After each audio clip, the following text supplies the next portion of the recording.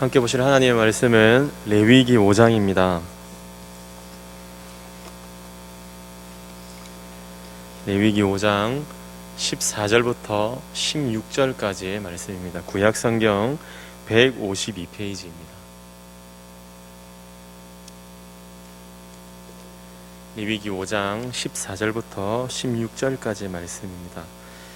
우리 3절밖에 되지 않으니 우리 14절, 15절, 16절 한 목소리로 이 시간 합독하도록 하겠습니다. 함께 읽겠습니다. 14절부터 시작. 여호와께서 모세에게 말씀하여 이르시되 누구든지 여호와의 성물에 대하여 부지 중에 범죄하였으면 여호와께 속건제를 드리되 내가 지정한 가치를 따라 성소의 세겔로 몇 세겔 은에 상당한 흠없는 순양을 양떼 중에서 끌어다가 속건제로 드려서 성물에 대한 잘못을 보상하되 그것의 5분의 1을 더하여 제사장에게 줄 것이요 제사장은 그 속건제 순양으로 그를 위하여 속죄한즉 그가 사함을 받으리라. 아멘. 사랑권에 풍성하신 하나님 감사합니다. 지난 3일을 우리를 붙들어 주시고 은혜 가운데 우리를 지켜주셨다가 하나님 이 시간 3일 밤 예배로 주님 앞에 엎드리게 하시니 감사합니다. 현장에서 예배를 드리며 가정에서 영상을 통해 드리는 이 예배가 주님 앞에 연락되게 하시고 말씀을 통해 은혜를 누리게 하시며 우리의 삶에 여러 가지 어려움이 있지만 주님만 바라보는 우리들의 모든 삶 될 수 있도록 하나님 인도하여 주옵소서.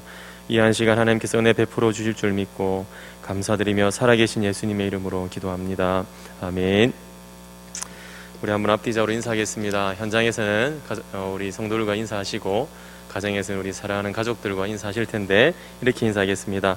주님 안에서 사랑합니다. 축복합니다. 2번씩 인사하겠습니다. 주님 안에서 사랑합니다. 축복합니다. 주님 안에서 사랑합니다. 축복합니다. 네, 감사합니다. 오늘은 레위기의 5번째 제사인 속건제에 대해서 말씀을 살피려고 합니다. 하나님께서 말씀을 살피는 가운데 은혜 베풀어 주시기를 기대합니다. 우리는 지금까지 레위기의 5가지 제사를 살펴오고 있습니다. 이 5가지의 제사는 우리 성도님들이 잘 아시는 대로 번제, 소제, 화목제, 그리고 속죄제, 속건제 이렇게 됩니다. 번제부터 화목제까지는 자발적인 제사라고 제가 말씀을 드렸고, 그리고 속건제와 속죄제는 비자발적인 제사다 제가 말씀을 드렸습니다. 그리고 또한 자발적인 제사는 우리가 많이 드리지 못했지만 반대로 비자발적인 제사, 죄를 지어서 어쩔 수 없이 드려야 되는 그 제사는 우리가 더욱 많이 드려졌음을, 그래서 우리 마음 가운데 주님의 말씀 가운데 살아가기보다 우리가 원하는 것을 찾으며 살아갔던 때가 더 많았음을 우리가 계속해서 살펴보고 있습니다. 사랑하는 성도 여러분, 저는 우리 모두가 하나님 앞에 자발적인 제사를 많이 드리는 그런 삶이 되면 참으로 좋겠다고 생각해 봅니다. 무엇인가 하나님께 죄를 지어서 반드시 제사를 드려야 하는 상황에 놓여서 그래서 드리는 제사이기보다는 우리가 평소에 늘 하나님을 사랑하고 늘 하나님을 좀 예배하고 늘 말씀 보며 기도하면서 그렇게 기쁨이 넘친 우리의 삶이 되기를 주님의 이름으로 축복합니다. 성도 여러분, 이제 속건제에 대해서 좀 살피려고 하는데요, 오늘 본문의 레위기에서 중요 단락을 나누는 기준이 되는 문구로 이렇게 오늘 본문은 시작을 합니다. 특별히 14절의 본문 말씀을 보시면 이렇게 말씀하며 시작하죠. 여호와께서 모세에게 말씀하여 이르시되 라는 말씀을 시작으로 속건제를 시작을 합니다. 여러분, 제가 언젠가 레위기에서 이 문구가 나오면 내용상에 중요한 전환점이 있다라고 여기시면 된다고 말씀을 드린 바 있습니다. 오늘 본문은 속죄제라고 하는 제사에서 이제 속건제라고 하는 제사로 주요 내용을 이동하는 부분이기 때문에 오늘 본문 14절은 여호와께서 모세에게 말씀하여 이르시되 라고 하는 속건제의 시작을 알리는 말씀으로 시작을 하고 있습니다.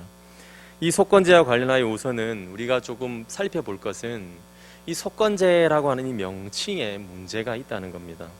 이 속건제라는 명칭이 우리에게는 익숙하지 않다는 점입니다.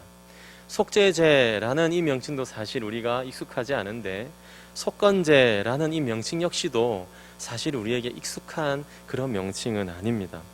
이 속건제는 히브리어로 아샴이라는 단어를 쓰고, 또한 이 아샴을 영어로는 기르트라고 번역을 하면서, 한글 성경은 주로 우리 성도님들이 잘 아시는 대로 허물이라는 단어로 그렇게 번역해서 기록하고 있습니다.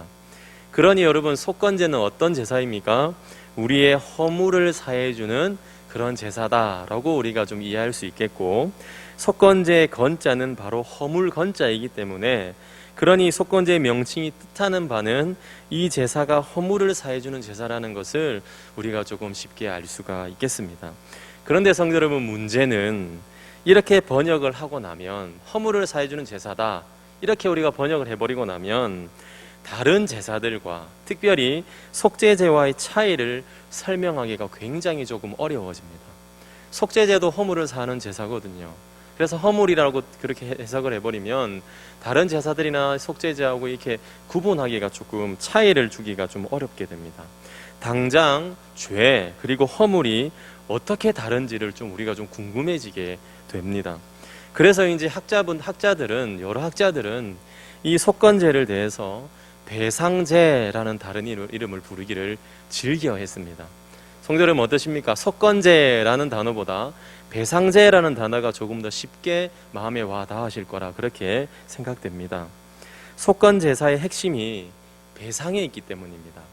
무언가를 갚아주는 것에 있다는 것입니다. 즉, 죄인은 그 대상이 하나님이든 또는 사람이든지 간에 상대방의 물건에 어떤 손해를 끼쳤다라고 했을 그때에 그 손해에 대해서 물질적인 배상을 해야 한다는 것입니다.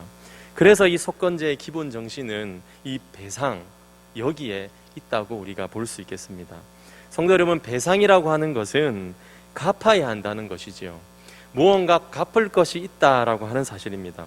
손해를 끼칠 때에 배상하는 방법에는 여러 가지 것이 있겠지만 가장 기본적인 배상의 방법은 무엇이겠습니까?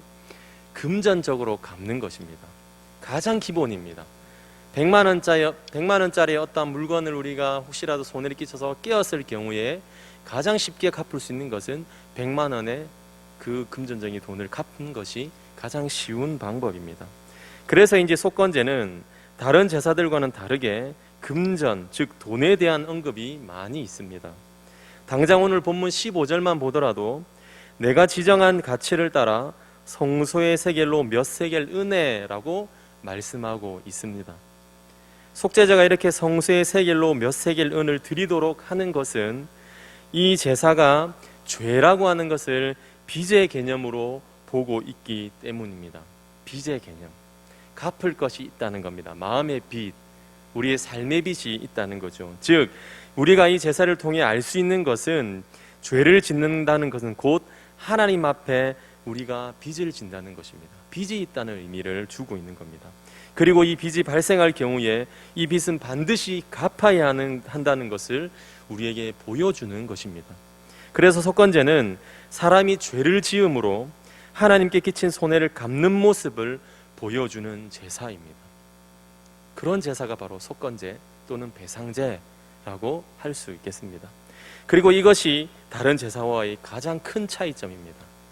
무언가 동물을 데리고 와서 그 동물을 바치면서 주님 앞에 연기를 올려드리며 주님 앞에 우리의 마음을 올려드리는 것보다는 배상, 정확하게 성소의 세겔 무엇으로 갚는 것, 그것이 이제 이 배상자 갖고 있는 의미입니다. 가장 큰 차이점입니다. 죄를 금전적으로 환산하는 모습, 이것이 가장 큰 차이점이겠습니다. 다른 제사들의 경우에는 제물로 드릴 가축이 무엇인지만 언급하고 있습니다. 그러고 끝입니다. 그런데 이 속건제는 드려지는 순양의 가치가 정확하게 금전적으로 어때야 하는지를 금전의 단위인 세겔로 정확하게 지금 표현해주고 있습니다. 그것도 일반 세겔이 아닙니다. 일반적으로 통용되는 그런 세겔이 아니라 성전의 세겔로 몇 세겔 은이라고 특정해서 지금 성경이 우리에게 지칭해주고 있습니다. 그러면 왜 이렇게 정확하게 단위를 언급하면서 성경은 우리에게 이 속건제를 말씀하고 있겠습니까? 이유는 하나밖에 없습니다. 우리가 어떠한 빚을 갚아야 할 때에는 금전적으로 어떠해야 됩니까?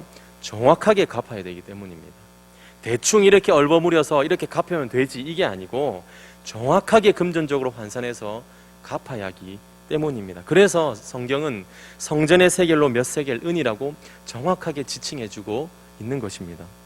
그렇다면 성도 여러분, 이 속건제에는 단순히 하나의 제사가 있는 것이 아니고 이 속건제는 크게 세 가지의 제사로 또 우리가 나누어 볼 수 있겠습니다.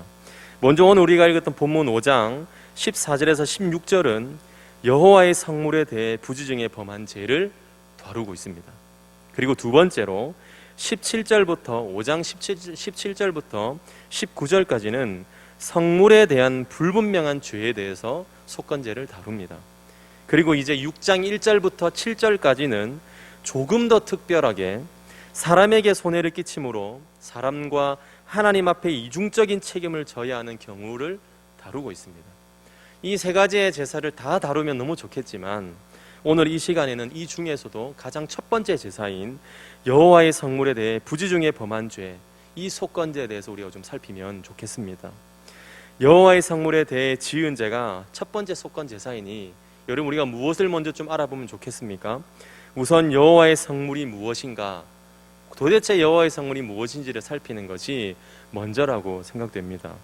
레위기에서 여호와의 성물이라고 하는 것은 두 가지의 의미를 가지는데 첫 번째는 여호와의 성물은 하나님께 바쳐진 제물들 중에서 제사장들의 몫을 의미합니다. 성도 여러분 기억하십시오. 여호와의 성물은 하나님께 바쳐진 제물들 중에서 제사장의 몫을 의미합니다. 우리가 함께 5대 제사에 대해서 나누었습니다. 어떤 것이 제사장이 먹을 음식으로 돌아갔는지 한번 생각해 보면 좋겠습니다. 우리 한번 번제부터 한번 생각해 보면 좋겠는데요. 먼저 번제는 가죽을 제외하고 다 태우는 제사였습니다. 그렇죠. 기억나실 것입니다. 그러니 어떻습니까? 제사장이 먹을 수 있는 음식이 있습니까? 없습니까? 없습니다. 물론 다 태우고 나서 가죽은 제사장에게로 돌아가기는 했습니다. 그러나 먹을 것은 아니겠죠. 소제는 어떻습니까? 소제는 기본적으로 음식을 다루는 그런 제사였지요. 그래서 만들어진 음식은 여호와의 성물로서 제사장이 먹을 수 있었습니다. 자, 그러면 세 번째 화목제는 잔치의 제사로서 다 함께 나누어 먹는 것이기 때문에 제사장만 먹는 것이 아니었고 평민들도 먹었으므로 여호와의 성물은 아닐 것입니다. 그러나 다만 화목제물의 오른쪽 뒷다리는 제사장의 몫이기도 했습니다. 그리고 끝으로 이제 속죄제와 속건제는 어떻겠습니까? 드리고 난 이후에 고기는 지극히 거룩한 여호와의 성물로 성경은 말씀하고 있습니다. 자, 그러니 5가지의 제사를 종합해 보면 이렇게 되겠습니다. 정리하면 소제를 태우고 남은 것들, 그리고 속죄제와 속건제의 고기가 지극히 거룩한 여호와의 성물이다라고 이제 좀 정리가 되겠습니다.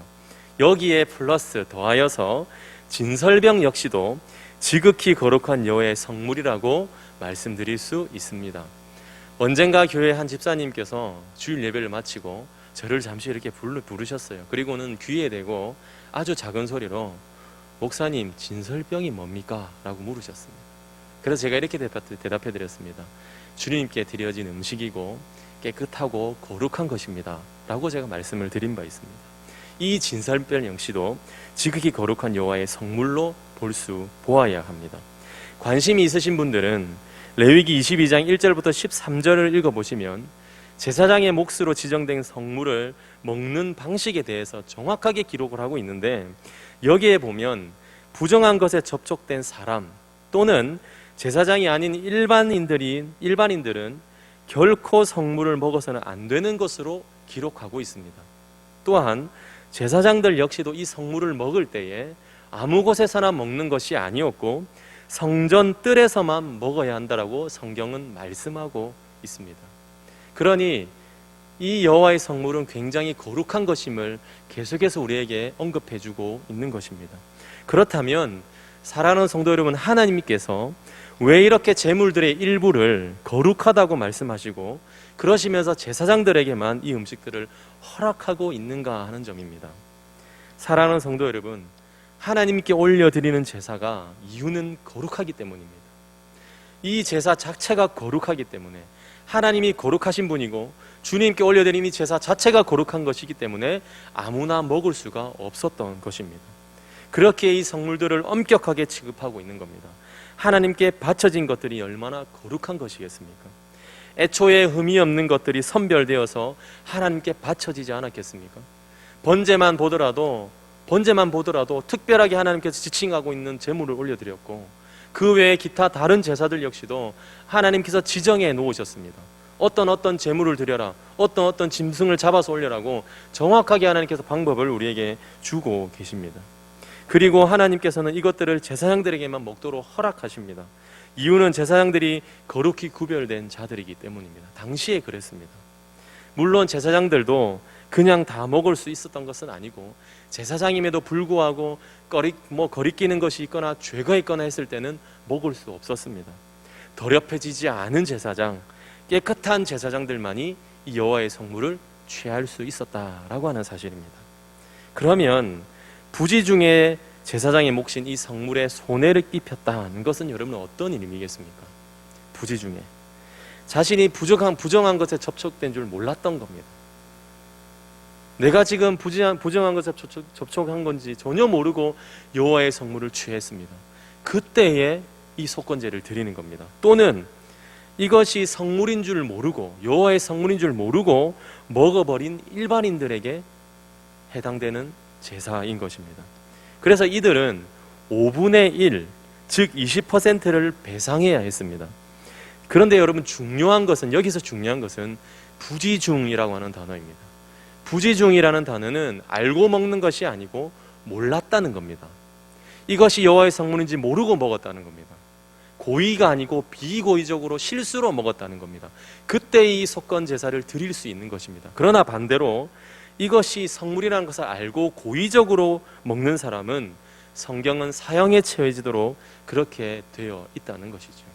그러니 부지중에 먹는 사람에게 이제 먹는 사람들이 드릴 수 있는 제사다라고 볼 수 있습니다.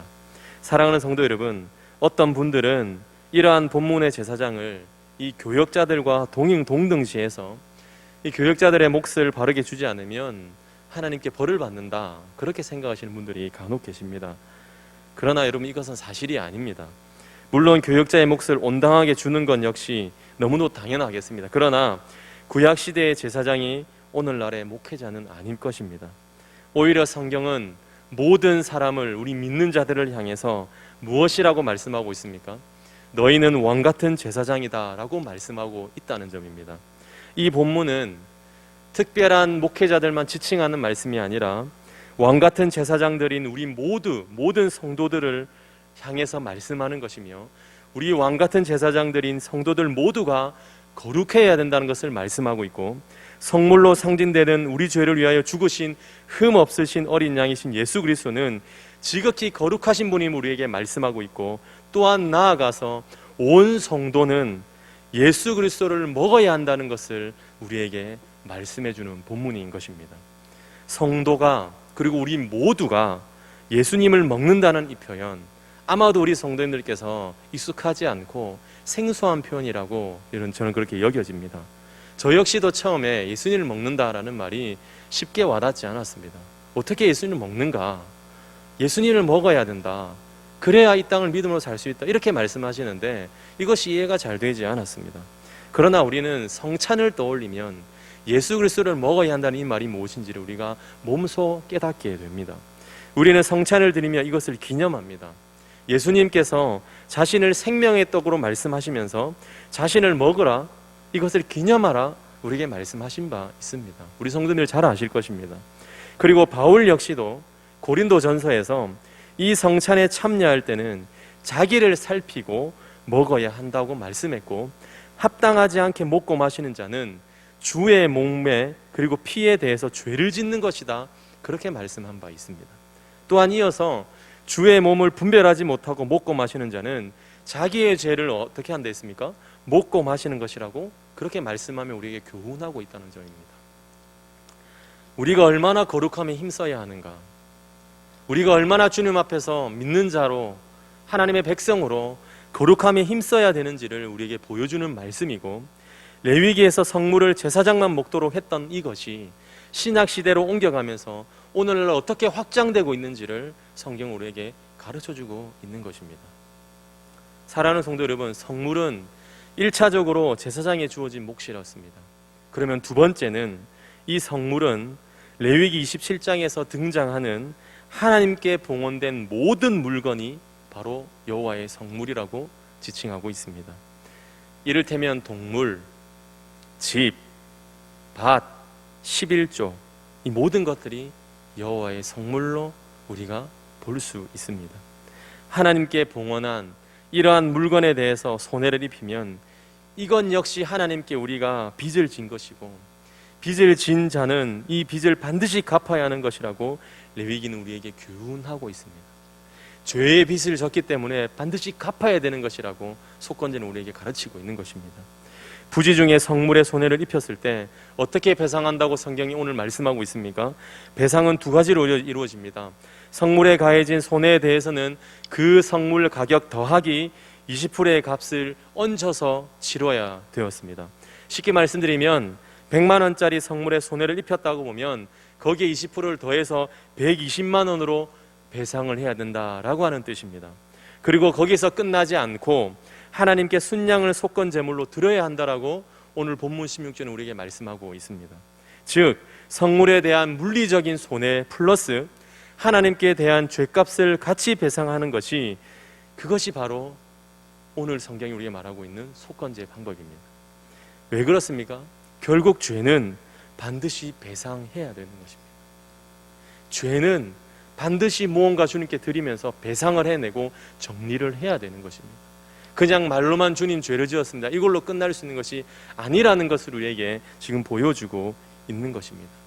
사랑하는 성도 여러분, 그렇다면 오늘 본문이 우리에게 주어지는 교훈들은 무엇이 있겠습니까?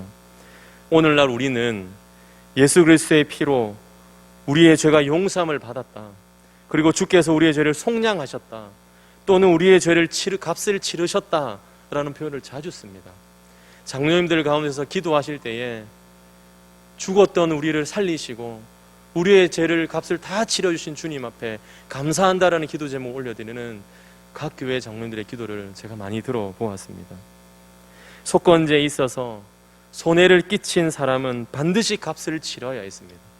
그 값을 치르지 않고는 이 배상의 문제를 해결할 방도가 없었습니다. 그런데 여러분, 문제는 우리의 죄값을 치른 것은 우리가 아니라고 하는 사실입니다. 우리가 우리 스스로의 죄값을 치르지 못했다는 겁니다. 우리의 죄의 문제를 우리가 해결할 수 없었다고 하는 사실입니다. 우리의 힘으로는 불가능하고 죄를 해결할 어떠한 능력도 우리에게 없었다라고 하는 사실이지요. 우리가 하나님께 진 빚을 배상하지 못했습니다. 하나님께서 그리스도의 죽음을 통해서 우리 대신에 우리의 빚을 다 갚아주셨습니다. 만세전부터 창세전부터 계획을 하신 그 그리스도의 죽음, 십자가 사건을 통해서 우리의 모든 죄를 다 감당해 주셨다는 사실입니다. 골로새서 2장 13절부터 15절은 우리에게 이렇게 말씀하고 있습니다.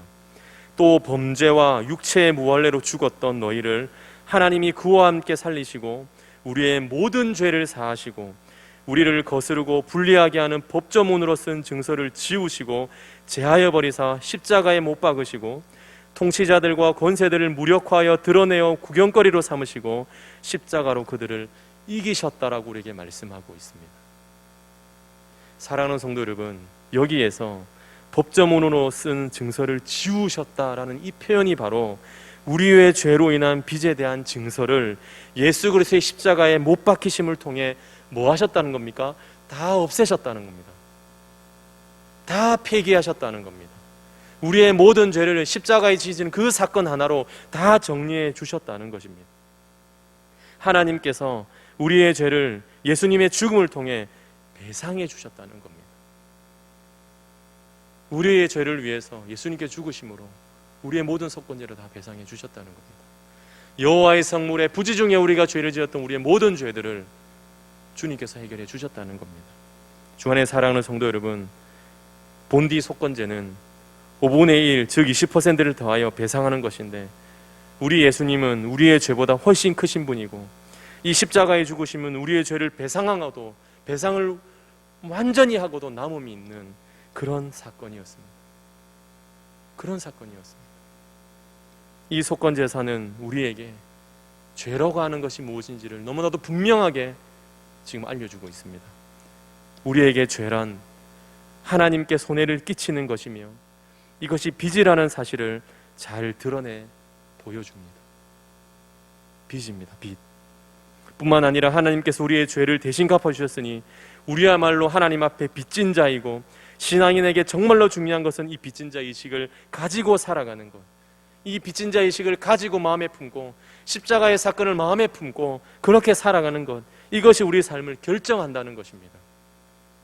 주님의 십자가 사건이 없었다면 영원히 나는 죽어있는, 에베소서 2장 1절의 말씀대로 허물과 죄로 죽었던 우리들을 살리신 그 하나님의 사랑을 있음을 내가 마음에 품고 빚진 자 의식 가지고 살아가야지 우리가 이 땅 가운데서 믿음으로 살아갈 수 있음을 우리가 기억해야 되는 것입니다.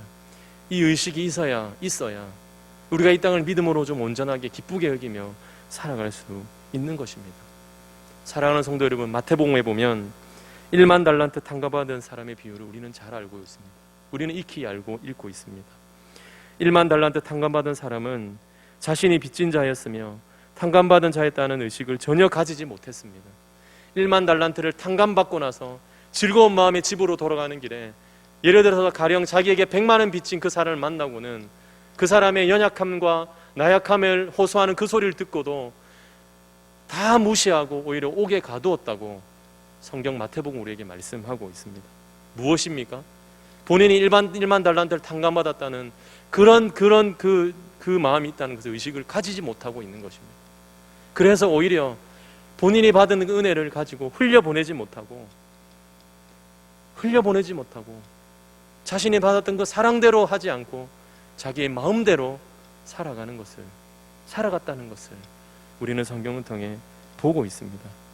전혀 그런 의식 가지지 못하고 자기에게 조그마한 손해를 끼친 자를 찾아가서 옥에 가두고 강하게 옥죄는 것을 우리가 성경을 통해서 본다고 하는 것이죠.